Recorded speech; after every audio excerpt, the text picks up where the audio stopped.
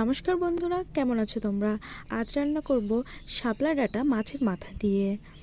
তো সবার প্রথমে কড়াই নিয়ে মাছের মাথাটা ভেজে নেব। মাছের মাথাটা ভেজে নিয়ে ওই তেলের মধ্যে দিয়ে দেবো শুকনো লঙ্কা, জিরে, দুটো তেজপাতা। হালকা নেড়েচেড়ে ভেজে নিয়ে তার মধ্যে দিয়ে দেব শাপলা ডাঁটাগুলো, দিয়ে হালকা নেড়েচেড়ে নেব। নেড়েচেড়ে নেওয়ার পরে হালকা নেড়েচেড়ে ভালো করে কষিয়ে নেব, সিদ্ধ করে নিয়ে কষিয়ে নেব। যখন দেখব জল ছেড়ে দিয়েছে, আরও ভালো করে একটু নেড়ে চেড়ে সিদ্ধ করে নেব। যখন দেখব সিদ্ধ হয়ে গেছে, একদম ঘাটির মতন ঘেটে যাচ্ছে, তখন সেটার মধ্যে মাছের মাথাটা দিয়ে দেবো। মাছের মাথাটা দিয়ে হালকা নেড়ে চেড়ে দিলেই তৈরি শাপলা ডাঁটা মাছের মাথা দিয়ে। উফ, খেতে যা হয়েছিল না, কি বলবো, আর একদম সুস্বাদু, অসাধারণ। ধন্যবাদ।